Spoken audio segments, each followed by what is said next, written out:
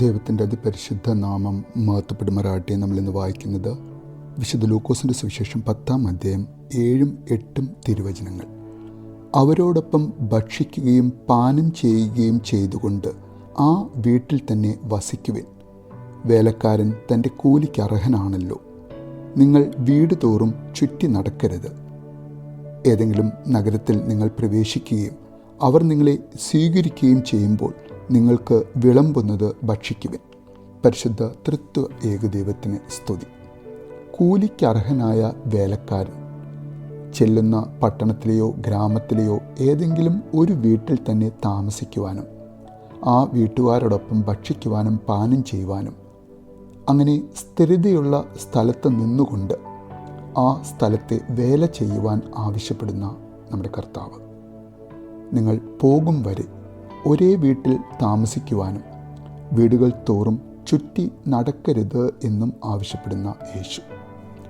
എന്തുകൊണ്ടായിരിക്കാം യേശു താൻ അയക്കുന്ന 72 പേരോടായി നിങ്ങൾ വീടുകൾ തോറും ചുറ്റി നടക്കരുത് എന്ന് പറയുന്നത്?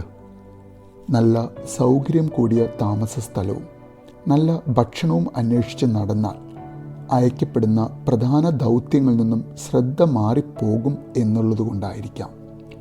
പൂർണ്ണമായും ദൈവരാജ്യത്തിൻ്റെ മഹത്വം മറ്റുള്ളവർക്ക് പകർന്നു കൊടുക്കുവാനുള്ള പ്രഥമ ദൗത്യത്തിന്, ആ ദൗത്യത്തിന് ഭംഗം വരത്തക്ക വിധമുള്ള പുതിയ കൂട്ടുകെട്ടുകൾ, സല്ലാപങ്ങൾ, കൂടുതൽ പച്ചപ്പുള്ള പുതിയ മേച്ചിൽപ്പുറങ്ങൾ, ഇവയെല്ലാം പരിത്യജിക്കണം എന്ന് മുൻകൂട്ടി അവർക്ക് പറഞ്ഞു കൊടുക്കുന്ന യേശു. എന്നാൽ തുടർന്ന് യേശു പറയുകയാണ്, ഏത് നഗരത്തിൽ പ്രവേശിച്ചാലും ഞാൻ അയക്കുന്ന നിങ്ങളെ ആദ്യമായി ആത്മാർത്ഥമായി സ്വീകരിക്കുന്ന ആളുകളെ തിരിച്ചറിയണം. കാരണം സുവിശേഷത്തിൻ്റെ ദൂതരായ നിങ്ങളെ ആ ആളുകൾ അവരുടെ ഹൃദയം തുറന്ന് ദൈവവചനത്തിൻ്റെ പ്രാധാന്യം ഉൾക്കൊണ്ട് സ്വീകരിക്കുകയാണ്.